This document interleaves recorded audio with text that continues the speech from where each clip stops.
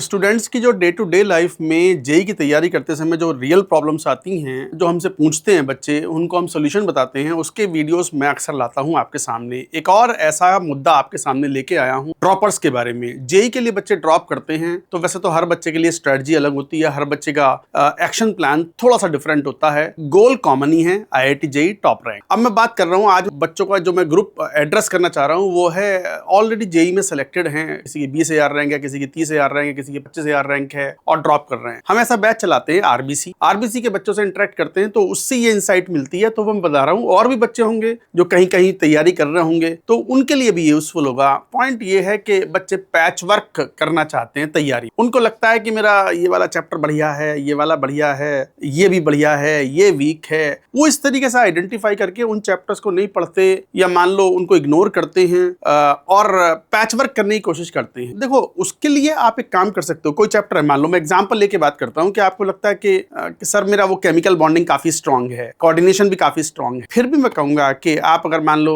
Online में पढ़ रहे हैं या इवन ऑफलाइन में पढ़ रहे हैं तो कम से कम एक बार नोट्स रिवाइज करें और जो आपके इंस्टीट्यूट के जो मॉड्यूल है वो पूरा सॉल्व करें, उसमें लापरवाही ना करें। कई बार बच्चे उसमें भी सोचते हैं कि कोऑर्डिनेशन के सारे क्वेश्चन मैं कर ही पाता हूं तो चलो इसको तो मैं क्या ही पढ़ूं, बाकी चीजें पढ़ लेता हूं। वो आपका शेड्यूल बिगड़ गया। नहीं, आपको लेक्चर्स नहीं पढ़ने उसके, चलो कोई बात मत पढ़ो, कम से कम PDF नोट्स पढ़ लो और ऑनलाइन में पढ़ रहे हैं। और उसके बाद एक्सरसाइज 1 है, 2 है, 3 है, जो भी एक्सरसाइज हैं, PYQs हैं, वो A to Z complete solve करें। तभी वो चैप्टर आपका कंप्लीट कन्वर्जन में आएगा कि हाँ ये मेरा स्ट्रॉन्ग चैप्टर था और स्ट्रॉन्ग हो गया है। अब बच्चे उसमें क्या करते हैं कि पैच वर्क करते हैं कि भाई चलो ये तो ठीक है, मैं एक्सरसाइज 2 कर लेता हूं, बस बाकी छोड़ दे। अब ये इनऑर्गेनिक है। इनऑर्गेनिक में कई बार ऐसा होता है कि कुछ फैक्चुअल पॉइंट रह गया जो एक्सरसाइज 1 में था या 2 में था, तो वो तो आपकी मेमोरी से गया, वो आपने देखा नहीं और कभी वो टेस्ट में आएगा या एक्चुअल जेई में आएगा तो वो मिस हो जाएगा। तो ये गलती नहीं करनी चाहिए, कंप्लीट पढ़ना चाहिए। दूसरी बात, कुछ चैप्टर आप छोड़ के चलते हो कि नहीं ये नहीं पढ़ूंगा, या कोई सब्जेक्ट को आप इग्नोर कर देते हो कि ये तो मेरा अच्छा था।